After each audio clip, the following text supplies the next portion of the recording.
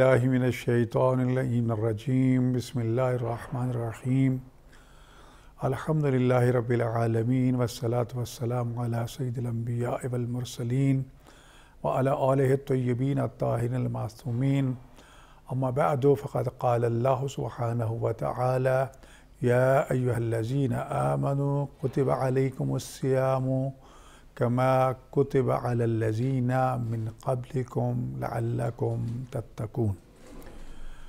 ناظرین محترم، خداوند متعال سورہ بقرہ کی آیت نمبر 183 میں صاحبان ایمان کو روزے کی فرضیت کا حکم دے رہا ہے۔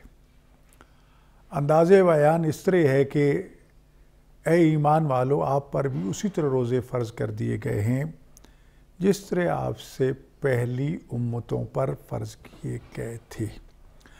آخر میں روزے کا فلسفہ اور مقصد بیان کیا جا رہا ہے، لعلکم تتقون۔ روزہ اس لیے تم پر فرض کیا گیا، تم مسلمان بن چکے، تم مومن بن چکے۔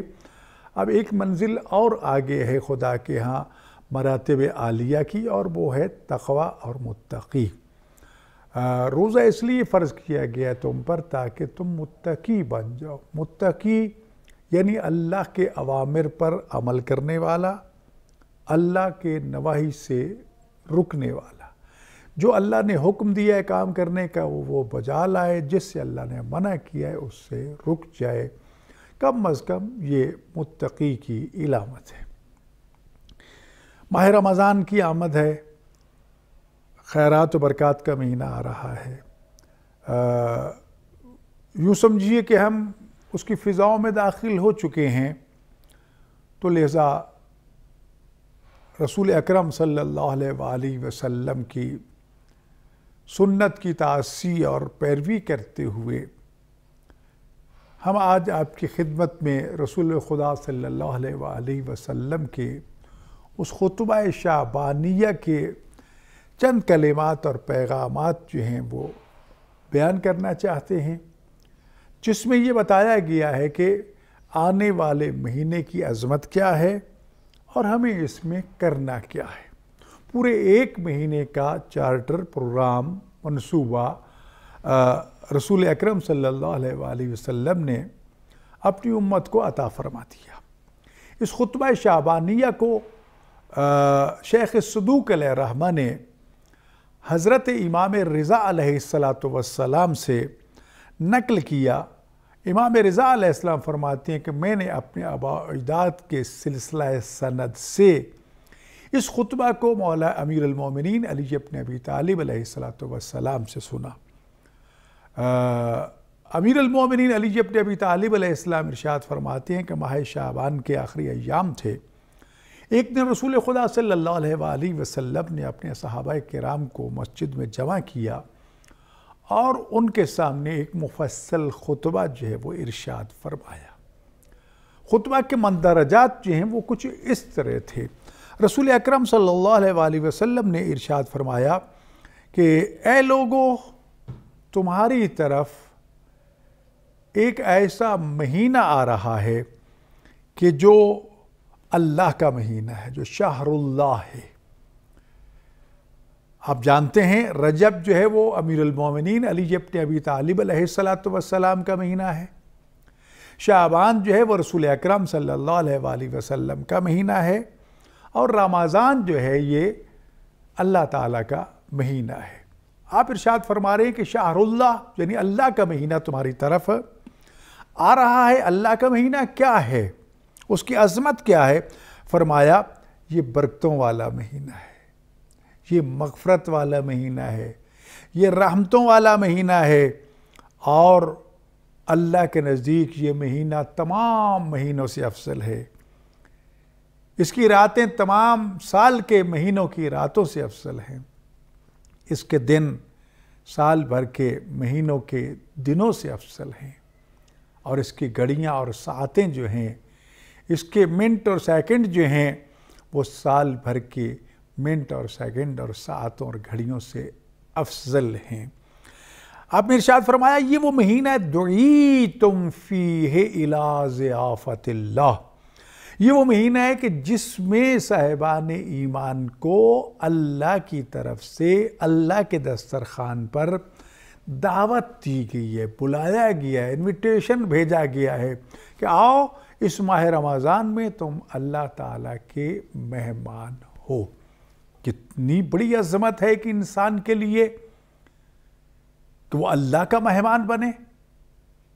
دنیا دار ہم دیکھتے ہیں کہ ہمیں کوئی علاقے کا بڑا چائے پانی پہ بلا لے تو ہم فخر سے جھومتے ہیں، اور اگر صوبے کا کوئی بڑا بلا لے تو اور بڑے فخر سے ہماری گردنیں تن جاتی ہیں، اور اگر ملک کا سربراہ ہمیں کسی دعوت میں بلا لے تو ہم بندے بندے کو بتاتے پھرتے ہیں کہ آج ہمیں وزیر اعظم نے، آج ہمیں صدر نے، آج ہمیں فلاں نے کھانے پہ بلایا ہے۔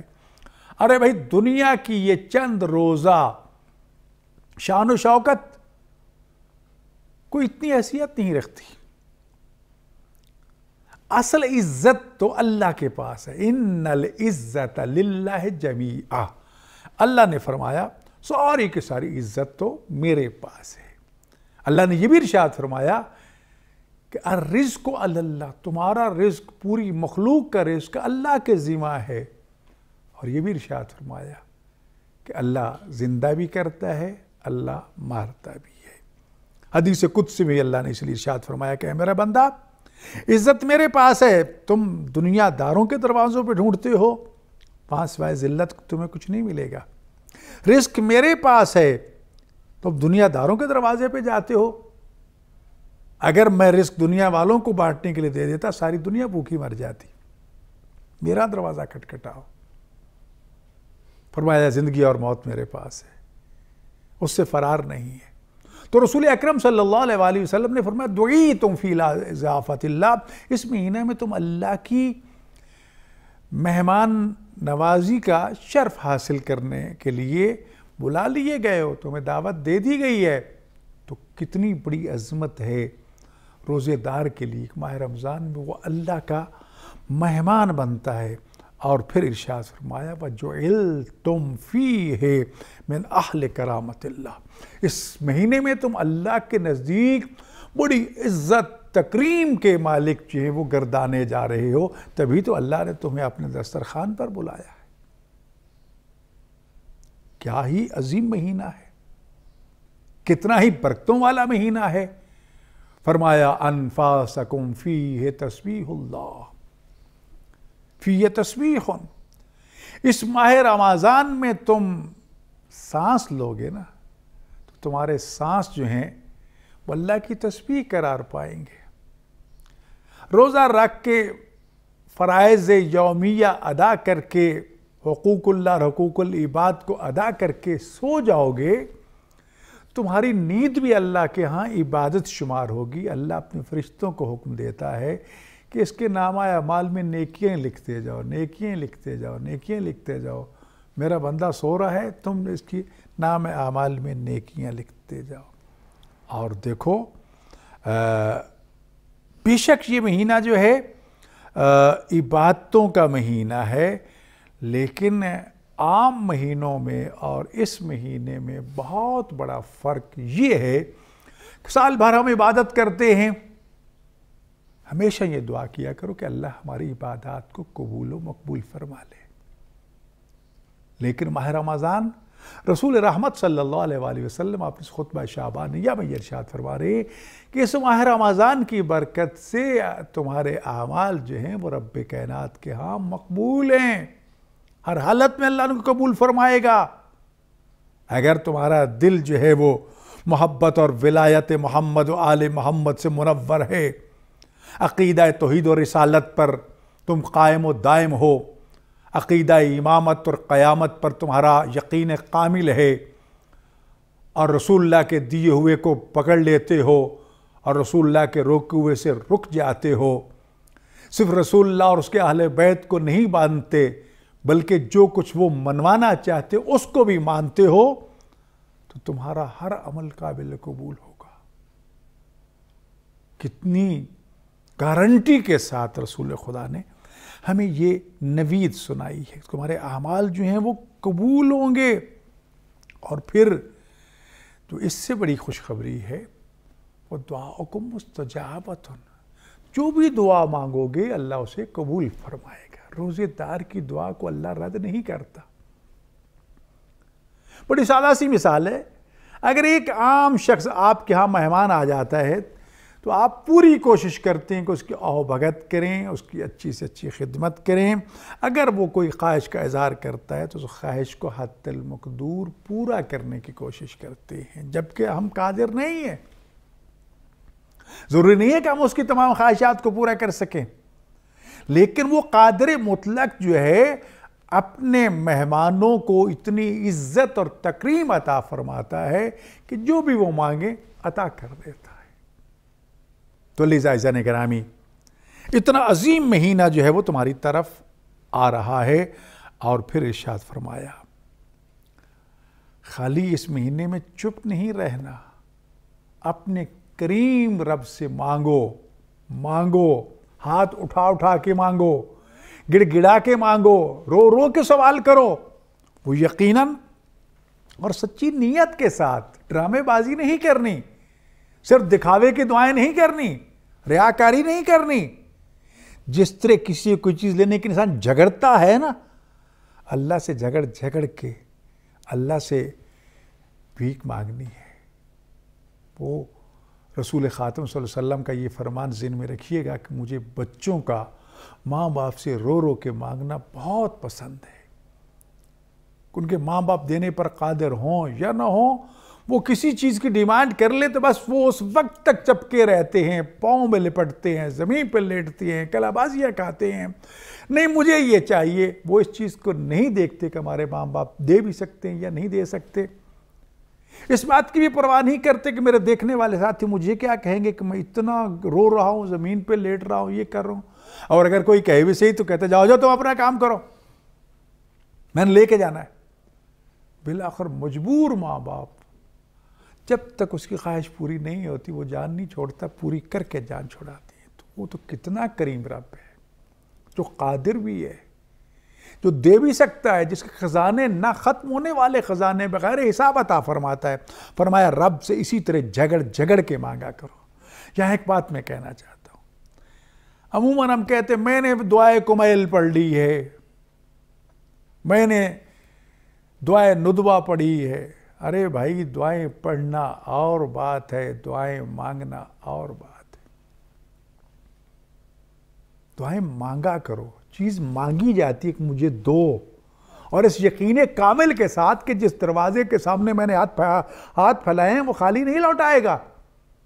ٹھیک ہے، ہمیں اپنی حیثیت کا پتہ ہے، ہم کچھ بھی نہیں ہیں، ہمارے پلے کیا ہے، نام مال ہمارا گناہوں سے لدا ہوا ہے، ہماری پشتوں پر گناہوں کا بوجھ ہے، خطاؤں سے ہم محفوظ نہیں ہیں، زبانیں ہماری صاف ستھری نہیں ہیں، رزق ہمارا پاک و پاکیزہ نہیں ہے، نیتیں ہماری صاف نہیں ہیں۔ یہ ساری چیزیں ہم جانتے ہیں، کوئی اور جانے یا نہ جانے، ستار الوجوب نے اس پہ پردہ ڈال رکھا، یہ اس کا لطف کرم ہے، ہم خود تو جانتے ہیں، لیکن وہ کتنا کریم ہے، اس لیے پہلے عشرے کو عشرہ رحمت قرار دیا۔ آؤ میرے پیارے، آ جاؤ، میں آپ کا مجرم ہوں، کوئی بات نہیں، آ جاؤ، میں بھگوڑا غلام ہوں، کوئی بات نہیں، آ جاؤ، آؤ تو صحیح میرے دسترخوان پہ۔ اور جب پہنچ جاتے ہو تو پھر خدا کا لطف، جب ہم نے آپ کے گناہوں کو معاف کر دیے، آ گئے ہو نا، کوئی بات نہیں، صبح کا بھولا شام کو آ جائے تو میں تو بڑی بےتابی سے انتظار کر رہا ہوں کہ میرا گناہگار بندہ واپس آئے، توبہ کرے، اس کی توبہ کو قبول کر لو۔ یہ توبہ کا مہینہ ہے، یہ مغفرت کا مہینہ ہے۔ جس نے سچی توبہ کر لی، حضرت امام محمد باقر علیہ السلام ارشاد فرماتے ہیں التائب کمن لا ذنب لہ، توبہ کرنے والا ایسے ہے جیسا اس نے کوئی گناہ کیا ہی نہیں ہے۔ اللہ اکبر۔ اور صرف یہی نہیں بلکہ ارشاد فرمایا کہ اللہ زمین کے ان ٹکڑوں کو حکم دیتا ہے جہاں انسان نے گناہ کیا تھا، زمین اس کے آثار گناہ کو محفوظ کر لیتی ہے۔ روز قیامت وہ زمین کے ٹکڑے پیش ہو جائیں گے، میرے اللہ اس نے مجھ پر یہ گناہ کیا تھا،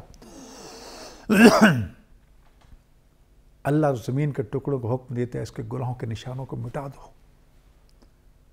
اگر کسی نے اس کو گناہ کرتے دیکھ لیا تھا، ان لوگوں کو نسیان میں مبتلا کر دیتا ہے، ان کے ذہنوں سے اس کے گناہ کی یاد کو مٹا دیتا ہے کہ اب میرے بندے نے توبہ کر لی ہے، تو اگر کہیں ان لوگوں نے دیکھ لیا تو کہیں وہ اس گناہ کو یاد کر کے اسے طعنہ نہ دیں، اسے اذیت نہ دیں، لہذا ان کے ذہنوں سے وہ گناہ غائب کر دیتے۔ کتنا لطف و کرم اس رب کائنات کا۔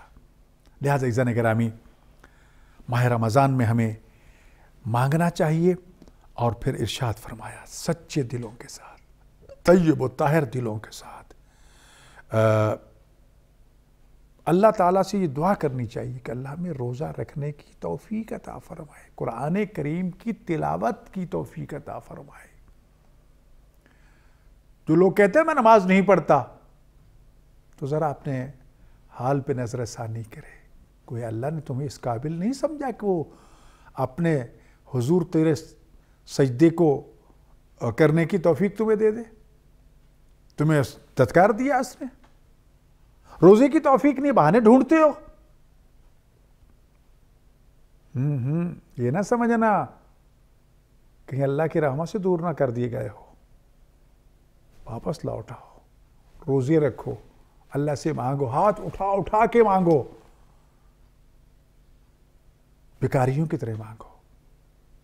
عزیزان گرامی، اس ماہ رمضان میں جو بھی اپنے گناہوں کی معافی نہ لے سکا، رسول اللہ فرماتے ہیں وہ بڑا بدبخت انسان ہے۔ یہ تو مغفرت کا پورا مہینہ، بھئی 1-2 دن کی بات نہیں ہے، پورا مہینہ ماہ رمضان آئے اور گزر جائے، گناہوں کی معافی نہ لے سکے، فرمایا اس سے بڑا کوئی بدبخت نہیں ہے۔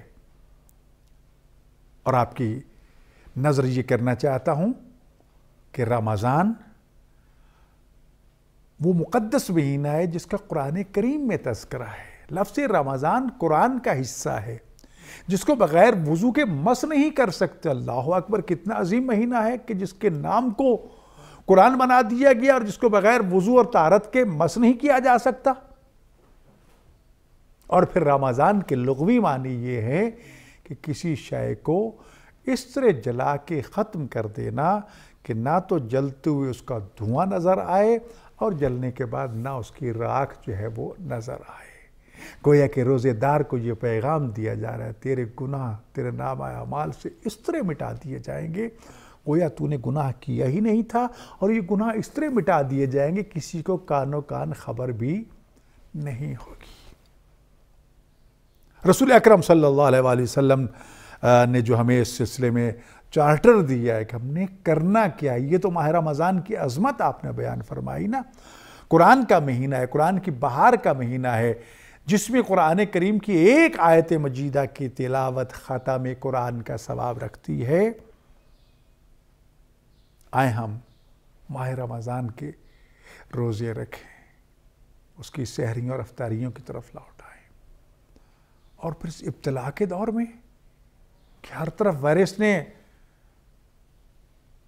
موت لاشوں کے انبار، ہر لمحہ موت کا پیغام لے کر آ رہا ہے، ہم پھر متوجہ نہیں ہیں۔ یہ وائرس کی ہمارے لیے آزمائش و ابتلا یقیناً ہے، کہیں عذاب نہ بن جائے ہمارے لیے۔